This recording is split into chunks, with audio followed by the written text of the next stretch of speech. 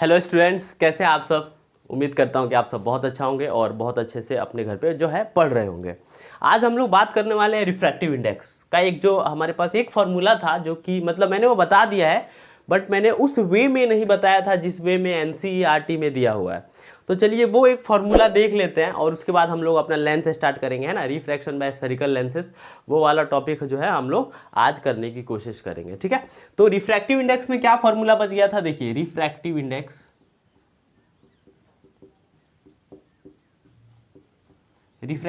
में एक फार्मूला बच गया था, जैसे मैंने आप लोगों को बताया था। देखिए ये एक्चुअली में मैं थोड़ा सा इसके बारे में और बता देता हूँ ताकि आप लोगों को चीज़ें क्लियर हो जाए। जब मैं लिखता हूँ 1μ2, है ना, मतलब रिफ्रैक्टिव इंडेक्स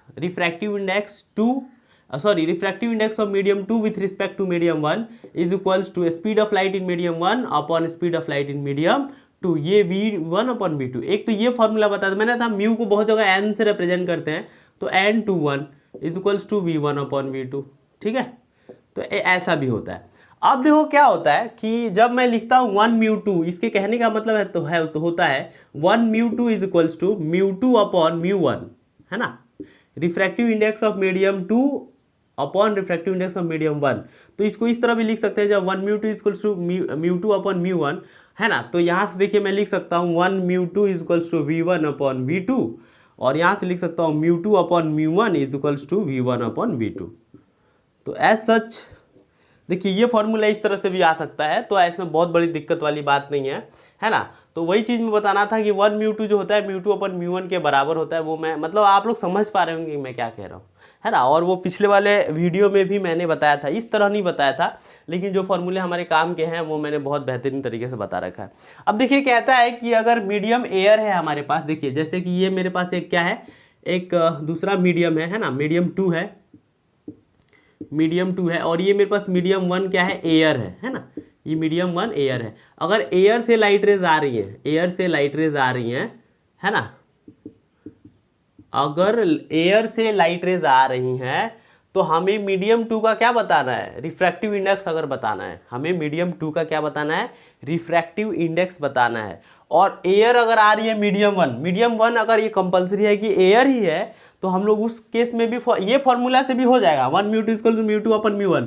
1μ2 के जगह पे आप लोग क्या करेंगे, रिफ्रैक्टिव इंडेक्स ऑफ मीडियम रख देंगे, है ना। सॉरी ये फॉर्मूला नहीं, ये वाला, हाँ। 1μ2 के जगह पे आप क्या रख देंगे, रिफ्रैक्टिव इंडेक्स ऑफ मीडियम रख देंगे, और v1 जो speed of light in air होती है, और v2 क्या है, speed of light in medium 2 होता है। यहाँ से आप लोग ये लिख सकते हैं कि 1μ2 ना लिख के रिफ्रैक्टिव इंडेक्स ऑफ मीडियम लिख सकते हैं, है ना, क्योंकि हमें वैल्यू किस चीज़ की पुट करनी होती है, रिफ्रैक्टिव इंडेक्स मीडियम। मैं बता रहा हूँ जब भी जिस भी केस में अगर एयर क्या हो, एयर एक मीडियम हो और एयर एक पहला मीडियम हो और दूसरा मीडियम कौन सा हो, दूसरा कोई भी मीडियम रहे फर्क नहीं पड़ता, लेकिन अगर एक कंपलसरी एयर है तो फॉर्मूला इस तरह भी लिखा जा सकता है, NM इज इक्वल्स टू, जैसे हमें पता है v1 अपॉन v2, मैं लिखूंगा v1 अपॉन v2। तो v1 है speed of light in air, तो आप लोगों को पता है speed of light in air क्या होता है, 3 × 10⁸ मीटर पर सेकेंड, और speed of light in air को c से रिप्रेजेंट किया जाता है, c, है ना। तो ये हो गया c और ये हो गया v, समझ में आ रहा है। तो NM is equal to that is refractive index of medium, जो कि होगा उसका आपको यहाँ लिख देना है, और c/v that is refractive index of medium in air upon refractive index of medium in light, refractive index of medium second, ये लिख सकते हो तुम लोग, ठीक है। तो यहाँ पे ये फॉर्मूला इस तरह से क्या है बन के आ जाएगा, समझ रहा हूँ मैं क्या कह रहा हूँ। तो ये वाला चीज़ जो ये NM इक्वल टू c/v नहीं बताया था, ये भी अगर देखोगे तो वही है। अगर मीडियम 1 का तुम लोग स्पीड ले रहे हो, स्पीड ऑफ लाइट, तो v1 को वही तो मीडियम मतलब speed of light in air ही तो रखना है हमें, चाहे तुम c से दिखा के उसका वैल्यू रख लो या v1 से दिखा के वैल्यू रख लो, बात बराबर है, समझ में आ रहा है। तो ये हमारे पास रिफ्रैक्टिव इंडेक्स था। हम लोग क्या करेंगे, रिफ्रैक्टिव इंडेक्स के 2-3 क्वेश्चंस कर लेते हैं, उसके बाद हम लोग मूव करेंगे कहाँ, लेंस के तरफ। और मैं आज बहुत बेहतरीन तरीका बताऊंगा कि कनकेव मिरर और कन्वेक्स लेंस में क्या फ़र्क होता है, और एक ऐसा ट्रिक बताऊंगा कि आप कभी नहीं भूलेंगे, मिरर और लेंस में आप जो डिफरेंस करना है कभी नहीं भूलेंगे, है ना। तो आप लोग बस देखते रहिए, ठीक है। इसको मैं रफ कर देता हूँ, इसको आप लोग नोट डाउन कर लीजिए या स्क्रीनशॉट ले सकते हैं। चलिए, हाँ, तो आप लोग देख पा रहे हैं ये 2 क्वेश्चन है हमारे पास, ठीक है। देखते हैं कि ये पहला क्वेश्चन किस तरह से होगा। ये रिफ्रैक्टिव इंडेक्स के क्वेश्चंस है, देखिए light enters from air into glass plate having a refractive index 1.50, what is the speed of light in glass. कह रहा है कि लाइट जो है एयर से ग्लास में जा रहा है, ग्लास की रिफ्रैक्टिव इंडेक्स कितनी है 1.5 है, तो क्या होगा what is the speed of light in glass. तो मैं लिख सकता हूँ, फॉर्मूला मुझे पता है, सॉल्यूशन बना के मैं लिख सकता हूँ कि NM 1μ2 भी लिख सकते हो, लेकिन यहाँ पे लिखना अच्छा रहेगा NM मतलब refractive index of medium is equals to C/V, ये लिख सकता हूँ ना। तो यहाँ से रिफ्रैक्टिव इंडेक्स ऑफ मीडियम कितना है 1.5, कितना है 1.50 दैट इज, और C कितना होता है speed of light in year, ये तो आपने को याद होना चाहिए, नेचुरल है, यूनिवर्सल है, 3 × 10⁸ मीटर पर सेकेंड अपॉन V, यही तो ढूंढना है ना। ग्लास V क्या है speed of light in glass, है ना, तो ग्लास का ही, ग्लास में लाइट की स्पीड कितनी है वही ढूंढना है। तो यहाँ से मैं इसको इधर ले लूँगा तो ये मेरे पास हो जाएगा 1.550 into V is equals to 3 × 10⁸। यहाँ से V की अगर वैल्यू निकालोगे तो 3 × 10⁸ अपॉन 1.50। अब तुम्हें सीधा सीधा दिख रहा होगा 1.5 3 से कट जा रहा है ना, तो 1.5 3 से कट रहा है तो 2 बार में कट रहा है ना। तो यहाँ से तुम लोग का आंसर आ ही गया, कितना आ गया 2 × 10⁸ मीटर पर सेकेंड, ये तुम लोग का आंसर है। तो सीधा सीधा मैं V की वैल्यू लिख सकता हूँ 2 × 10⁸ मीटर पर सेकेंड, ठीक है, ये तुम लोग का जो है आंसर है। मतलब ये क्या है, ये है स्पीड ऑफ लाइट, ये आप लोग का कौन सी वैल्यू है speed of light in glass, इतना होता है ना। आते हैं ये इस क्वेश्चन पे, देखिए ये क्वेश्चन क्या कह रहा है, light enters from air into diamond which has a refractive index of 2.42, calculate the speed of light in diamond. Same question है, कुछ अलग नहीं है, यहाँ पे भी refractive index of medium is equals to C/V, ठीक है। Refractive index of medium, diamond का रिफ्रैक्टिव इंडेक्स कितना है 2.42 इज इक्वल्स टू C कितना होता है 3 × 10⁸। देखिए हर केस में C दिया नहीं रहेगा, दे भी सकता है लेकिन हमें याद रहना चाहिए किसी, और V क्या है speed of light in diamond. तो चलो मैं इसको लिख दिया यहाँ पे, ये मैं इसको यहाँ ले लेता हूँ V मतलब 2.42 into V is equals to 3 × 10⁸। तो यहाँ से V में निकाल दूंगा 3 × 10⁸ अपॉन 2.42। अब देखो कैलकुलेशन यहाँ पे थोड़ा सा जो है अपने को समझ के करना होता है। अब 2.42 है तो मैं कहूँ कि मैं इसको जो है, मुझे क्या है पॉइंट वाले डिवीज़न नहीं आते हैं ना, तो मैं क्या करूँगा इस पॉइंट को एक्सक्लूड कर दूंगा, इस डेसिमल को हटाऊंगा। तो डेसिमल को हटाने के लिए मुझे क्या करना पड़ेगा, यहाँ 100 से मल्टीप्लाई करना पड़ेगा। तो नीचे अगर 100 से मल्टीप्लाई करता हूँ तो ऊपर भी कर दूंगा, उसमें कोई दिक्कत वाली बात तो है नहीं, है ना। तो ऊपर नीचे मैंने दोनों तरफ से क्या कर दिया 100 से मल्टीप्लाई कर दिया। तो यहाँ पे जो 100 से मल्टीप्लाई होकर वैल्यू आएगा वो आएगा 242, आप लोग करके देख सकते हैं। और ये जो हो जाएगा वो कितना हो जाएगा, ये 3 × 10⁸ ना लिख के मैं 300 × 10⁸ लिख दूँ, ये 300 हो जाएगा कि नहीं हो जाएगा, पावर को नहीं छेड़ते वैसे रहने देते हैं। अब 300 को 242 से डिवाइड कर लो, क्या है हमारे पास 300 है, 242 है, 1 × 242 पॉइंट आ जाएगा तो इधर बढ़ जाएगा, 8 में गया, 10 में से 2 गया 8, और 9 में से 4 गया 5, 2 1 0 पॉइंट लगा दिए हैं तो 0, 242 ज़ा कितना हो जाएगा, 2 से अगर करें 2 दूना 4, 2 चौको 8 और 2 दूना 4, 484 है ना। तो 10 में से 4 गया 6, 8 में से 8 गया 0, 5 में से 4 गया 1, 1060। अब उसी 106 ये 2 यहाँ लिख देना, 1060 सॉरी 242 इंटू 4 से करूँ, 4 दूना 8, 4 चौको 16 6, 4 दूना 8 1 9, 968 आ गया, 968। 2 में से 10 में से 8 गया 2, है ना, 10 में से 8 गया 2, और अब चला जाएगा 6, 5 में से नहीं जाएगा तो ये हो जाएगा 15, 15 में से 6 गया, 15 में से 6 गया 9, और ये 9 में से 9 गया 0, है ना, तो 92 आ रहा है। तो और आगे नहीं करते, यहाँ पे 4 आ जाएगा, देखो आंसर आ जाएगा 1.24 के करीब करीब, ठीक है। तो और आगे जाने का कोई मतलब ही नहीं दिख रहा है मुझे, तो आप लोग देख पा रहे हैं, ठीक है। तो इतना आंसर सफिशिएंट है कि हमारे पास इसको हमने सॉल्व किया तो 1.24 आया। तो मैं लिख सकता हूँ कि यहाँ पे क्या आया 1.24 इंटू 10⁸, ऐसा आ रहा है क्या। मुझे क्या निकालना था, speed of light in diamond निकालना था ना, तो हाँ 1.24 इंटू 10⁸ ही आना चाहिए, ठीक है। तो चलो ये हमारे पास क्या हो गया, ये आंसर आ गया। ठीक है, तो मैं यहाँ से कह सकता हूँ कि speed of light in diamond क्या होगा 1.24 × 10⁸ के बराबर। ठीक है, अब जो है हम लोग लेंस की बात करते हैं। अभी इसको रफ करके हम लोग लेंस की बात करते हैं। आज हम लोग लेंस स्टार्ट कर देते हैं, देखते हैं कितना हो पाता है ना। और मैं लेंस में आप लोगों को एक ट्रिक बताने वाला हूँ, उससे आप लोग ज़बरदस्त तरीके से जो है लेंस को समझ पाएंगे। ठीक है,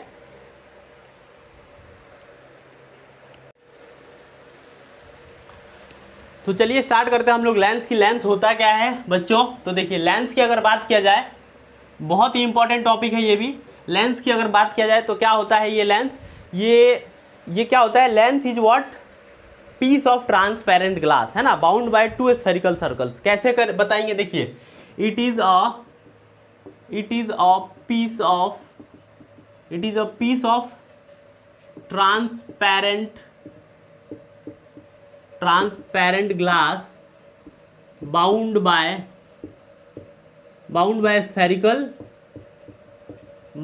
spherical circles.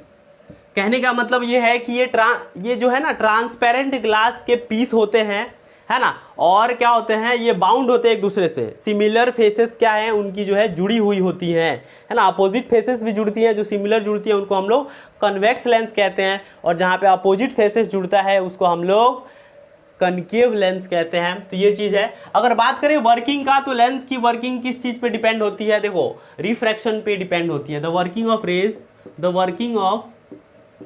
Working of lens is based on the refraction of light rays, based on the refraction of light rays passing through it। तो लेंस की वर्किंग क्या होती है, रिफ्रैक्शन पे बेस्ड होती है, और पूरा लेंस में क्या होता है, रिफ्रैक्शन ही होता है, रिफ्लेक्शन नहीं होता। रिफ्लेक्शन क्यों नहीं होता, क्योंकि लेंस, अगर मैं कहूँ कि कन्वेक्स लेंस अगर ये है, तो लेंस में क्या है, कोई एक सरफेस जो है पॉलिश्ड नहीं है, ये ग्लास है, ये ट्रांसपेरेंट ग्लास है। तो लाइट रेज आती है, थोड़ा सा बेंड होकर क्या करती है, चली जाती है। तो इस तरह से तुम लोग कह सकते हो, है ना। तो ये होता है क्या, ये हमारे पास होता है लेंस, है ना, और इसी चीज़ को हम लोग रिफ्रैक्शन कहते हैं। थोड़ी सी लाइट बेंड हो जाती है, उसी को तो रिफ्रैक्शन कहा जाता है। तो ये वाला कंसेप्ट है हमारे पास।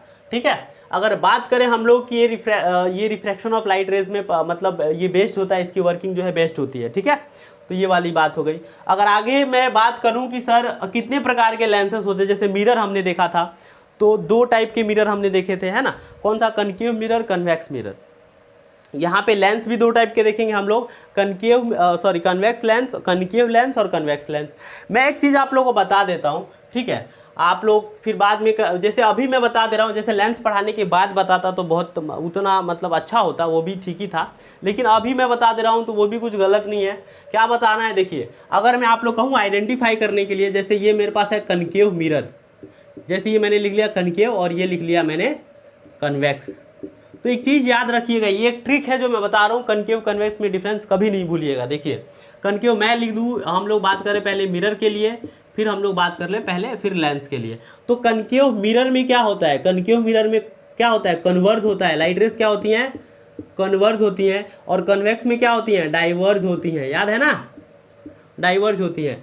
और लेकिन लेंस में क्या होता है, जस्ट उसके उल्टा हो जाता है। तो कनकेव में क्या होंगी, कनकेव लेंस में क्या होगा, डाइवर्ज होगा, और कन्वेक्स लेंस में क्या होगा, कन्वर्ज होता है। ठीक है, क्या होता है, कन्वर्ज होता है। मिरर में क्या होता है, रिफ्लेक्शन होता है, क्योंकि क्या होता है, एक साइड का जो सरफेस होता है वो पॉलिश्ड होता है, सिल्वर से पॉलिश किया होता है ना। लेकिन लेंस में ऐसा कोई पॉलिश नहीं दिखेगा, इसीलिए यहाँ रिफ्लेक्शन नहीं होता है, डायरेक्ट लाइट रेज रिफ्रैक्ट करके क्या कर जाती है, लेंस को पास करके बाहर चली जाती है। तो ये वाला केस आप लोगों को पता होना चाहिए। ठीक है, अगर हम लोग बात करें जैसे कनकेव हो गया, कन्वेक्स हो गया, अगर मैं कहूँ कि कनकेव मिरर में कन्वर्ज होता है या डाइवर्ज होता है, तो एक बात आप लोगों को पता था कि कनकेव मिरर में जहाँ कन्वर्ज होता था तो वहाँ पे 6 केस बनते थे। 6 केस मतलब 6 अलग अलग जगह पे हमने ऑब्जेक्ट रखा था तो हमें इमेज मिला था। लेकिन कन्वेक्स मिरर में क्या हुआ था, सिर्फ 2 केस मिला था, याद है आप लोगों को। लेकिन लेंस में क्या होगा, कनकेव लेंस में 2 मिलेगा क्योंकि उल्टा हो रहा है, और कन्वेक्स लेंस में क्या होगा, 6 केस मिलेगा, याद रखना। मैं कह रहा हूँ कि कनकेव में 2 मिलेगा और कन्वेक्स में 6 मिलेगा। इस बात से यहाँ पे एक ऐसा भी तुम लोग दिमाग लगा सकते हो कि सर मिरर हो या लेंस हो, मैं बता दे रहा हूँ, मिरर हो या लेंस हो, मिरर हो या लेंस हो, अगर कन्वर्ज हो रहा है, अगर लाइट रेज कन्वर्ज हो रही है तो उस केस में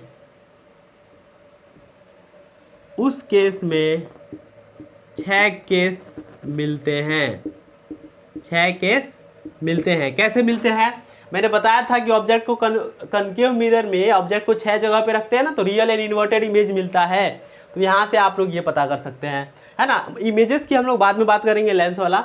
और कन्वेक्स में 2 केस बनते हैं, एक तो क्या होता है इन्फिनिटी पे रखा जाता है और एक इन्फिनिटी और पोल के बीच में रखा जाता है, तब का केस। तो यहाँ से ये रख सकते हैं कि कनकेव में जहाँ कन्वर्ज हो रहा है वहाँ 6 मिल रहा है, और मिरर में जहाँ कन्वर्ज हो रहा है वहाँ 6 मिल रहा है, लेकिन लेंस में भी जहाँ कन्वर्ज हो रहा है वहीं 6 मिल रहा है। 6 हमारे को केस मिलेंगे कि ऑब्जेक्ट अलग अलग 6 जगह पे रखेंगे तो इमेजेस मिलेंगे। तो ये चीज़ याद रखना, ये बहुत ही इंपॉर्टेंट है, ट्रिपल स्टार लगा दो। अगर ये याद रखते हो तो कभी भी लेंस और मिरर में कंफ्यूज नहीं होंगे, आप सब याद रखिएगा, ठीक है।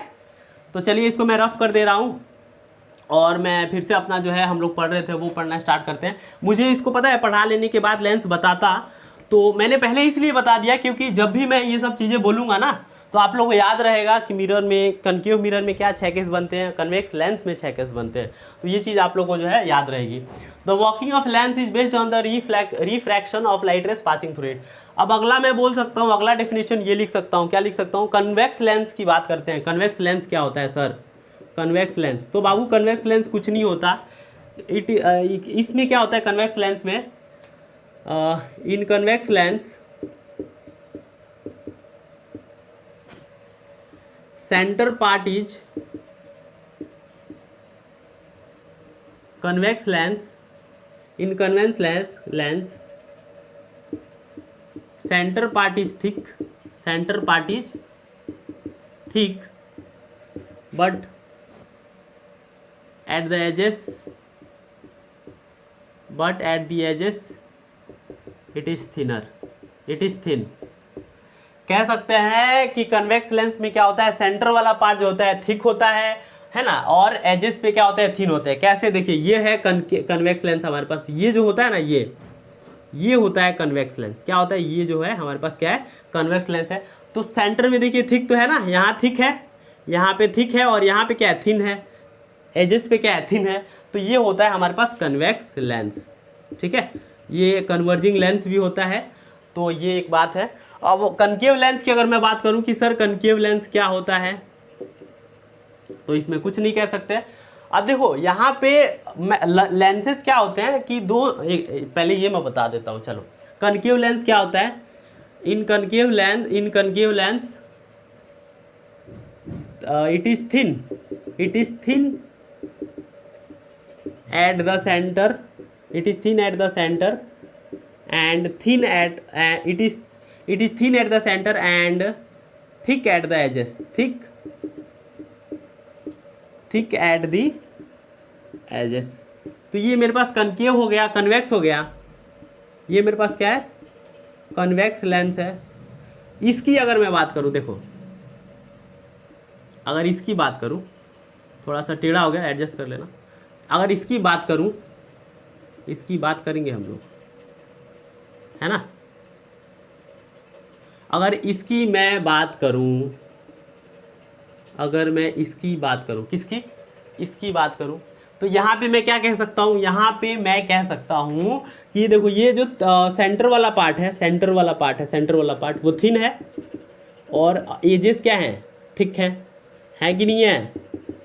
गुड, ये थिन है और ये थिक है। तो ये हमारे पास है, ये कन्वेक्स लेंस, और ये क्या है, कनकेव लेंस। अब कन्वेक्स लेंस में तुम लोग एक बात देख पा रहे हो, कन्वेक्स लेंस में क्या होता है कि इनके सिमिलर फेसेस एक दूसरे के साथ कंबाइंड है। देखो, मैं कहूँगा कि ये मेरे पास एक स्फेरिकल ग्लास है ना, ये भी मेरे पास एक स्फेरिकल ग्लास है, मैंने इसका पार्ट यहाँ कट कर लिया और इसका पार्ट यहाँ कट कर लिया, और दोनों के सिमिलर फेसेस, सिमिलर फेसेस मतलब ये वाला पार्ट कुछ ऐसे दिखेगा और दूसरा वाला पार्ट कुछ ऐसे दिखेगा, और दोनों को मैंने क्या किया, ऐसे दोनों के सिमिलर फेसेस को जोड़ दिया। तो सिमिलर फेसेस को ऐड करने पे जो मिलता है वो कन्वेक्स लेंस मिलता है। और जैसे मैंने ये दोनों को ही काट, इस लेंस में दोनों को काट लिया सपोज, है ना, और यहाँ पे मैंने क्या किया, दोनों के अपोजिट फेसेस को कंबाइन कर दिया। तो अपोजिट फेस कुछ इस तरह रहेगा और दूसरा फेस अपोजिट इसके रखेंगे तो इस तरह रहेगा, और दोनों को हमने क्या कर दिया, कंबाइन कर दिया।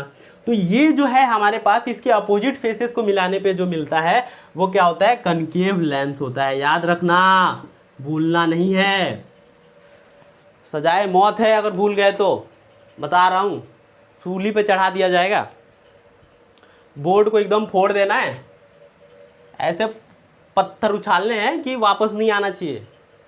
तो चलो इसको एक बार आप इसका स्क्रीनशॉट ले लो, फिर आगे हम लोग बढ़ते हैं कि कनकेव लेंस को कन्वर्जिंग लेंस भी, कन्वेक्स लेंस को कन्वर्जिंग लेंस भी क्यों कहा जाता है, और कुछ टर्म्स जो है हम लोगों ने, जैसे हम लोगों ने मिरर में कुछ टर्म्स देखे थे, है ना, कि सर हमारे पास प्रिंसिपल एक्सिस क्या होता है, प्रिंसिपल फोकस क्या होता है, फोकल लेंथ क्या होता है, तो ये सारा चीज़ हम लोग इसमें भी देखेंगे, देखना पड़ेगा, मजबूरी है। मुझे पता है आप सबको आता है, बट फिर भी डेफिनेशन उतना इंपॉर्टेंट नहीं होता है बोर्ड पॉइंट ऑफ व्यू से, लेकिन बोर्ड का कुछ भरोसा नहीं, आजकल तो कुछ भी हो रहा है, कुछ भी पूछ सकता है, ठीक है। तो let's move to the some terms. Some terms की अगर बात करें तो सम टर्म्स की अगर बात करें तो मैं सम टर्म्स की अगर बात करूं, सम टर्म्स पहले मैं एक और बात कर लेता हूं कि, है ना, कि कन्वेक्स लेंस को कन्वर्जिंग लेंस क्यों कहा जाता है। तो convex lens is known as converging lens, is known as converging lens because it converges light rays, it converge light rays। देखो, convex lens is known as converging lens because it converges light rays, brings to a point, brings light rays को क्या करता है, एक point पे लेके आता है ना। Convex lens is known as converging lens because it converge light rays brings to a point after passing through it, after passing through it. अगर उसके अंदर से जाएंगे और वो क्या है, कन्वेक्स लेंस है, तो आपके लाइट रेस को क्या कर देगा, कन्वर्ज कर देगा। इतना आप लोग को ध्यान रखना है।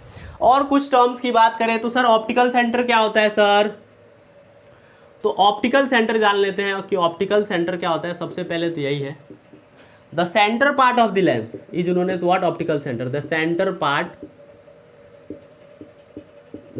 Part of lens is known as optical centre, is known as optical centre, ठीक है। तो यहाँ पे हम लोग optical centre, the centre part of the lens is known as optical centre. मैं बता देता हूँ सेंटर पार्ट। तो ये अगर मेरे पास कन्वेक्स लेंस है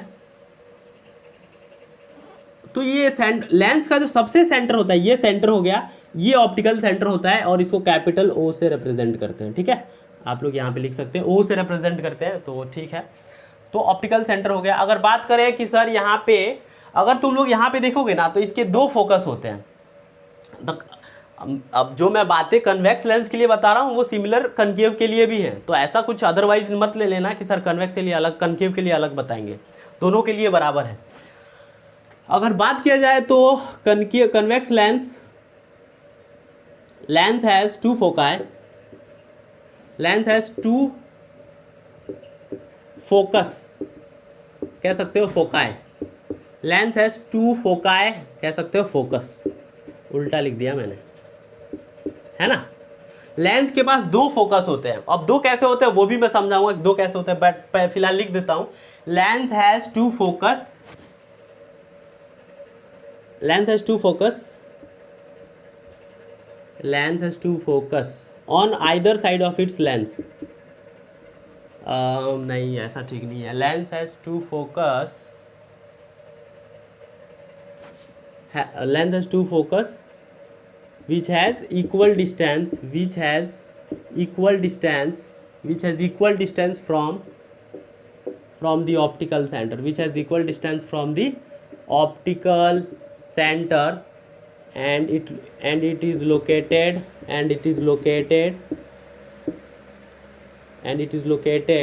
on one either side of it, either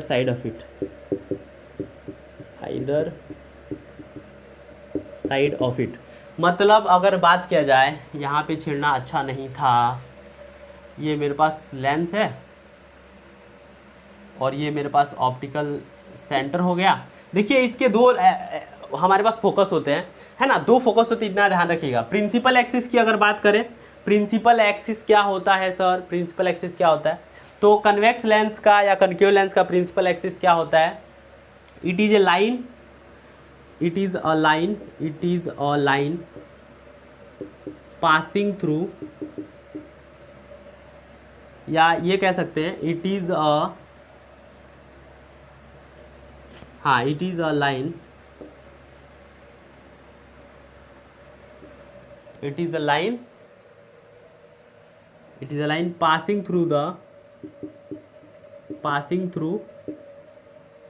passing through optical center, it is a straight line passing through the optical center। तो ये प्रिंसिपल एक्सिस होता है ना। प्रिंसिपल एक्सिस की अगर बात करें तो एक लाइन होती है जो कि ऑप्टिकल सेंटर से क्या करती है, पास करती है सीधा। It is a straight line passing through the optical centre. तो मैं ये कह सकता हूँ कि ये क्या है हमारे पास, ये वाला क्या है, सपोज ऑप्टिकल सेंटर यहाँ है, तो ये वाला लाइन जो है हमारे पास क्या है, ये क्या है हमारे पास प्रिंसिपल एक्सिस है। इस बात का ध्यान रखना। इसके दो फोकस होते हैं। कैसे दो फोकस होते हैं? और दोनों ऑप्टिकल सेंटर से इक्वल डिस्टेंस पे होते हैं। ठीक है, कैसे होते हैं दो फोकस मैं बता रहा हूँ। देखो ये वाला मिरर है, इसकी अगर स्फेरिकल ग्लास को अगर हम लोग एज्यूम करें कि कैसा दिखता होगा, तो ये किस ये वाला जो लेंस है, ये वाला पार्ट जो लेंस है, ये साइड वाला, तो इसका जो स्फेरिकल ग्लास होगा कुछ इस तरह से दिखता होगा। उसके पार्ट को हमने कट किया है ना। इसका जो अगर देखा जाए तो कुछ इस तरह से दिखता होगा।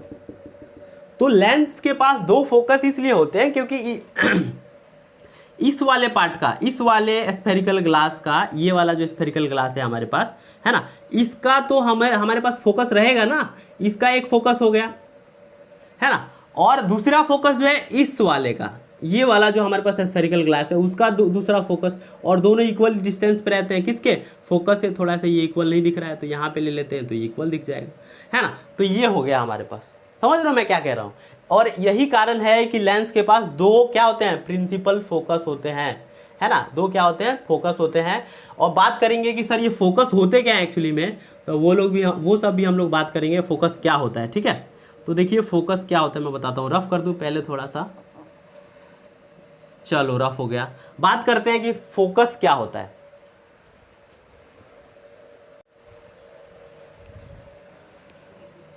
हाँ, तो हम लोग क्या कह रहे थे, हम लोग जानते हैं प्रिंसिपल फोकस क्या होता है। मैं बता रहा था प्रिंसिपल फोकस क्या होता है। तो यहाँ पे मैं कह सकता हूँ कि ये एक लाइन होता है प्रिंसिपल एक्सिस पे। देख सकते हो ना, ये एक लाइन ही तो, एक पॉइंट ही तो है प्रिंसिपल फोकस पे, प्रिंसिपल एक्सिस पे। तो it is a point on the principal focus,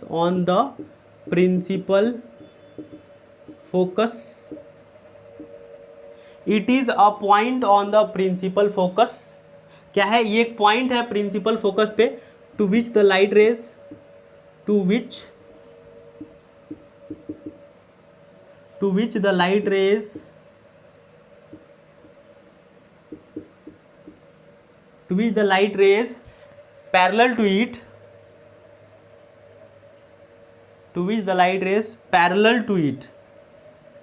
parallel to it converges after reflection,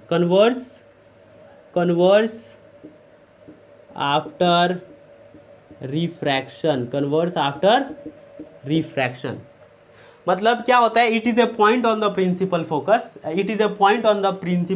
नहीं बाबू, प्रिंसिपल एक्सिस।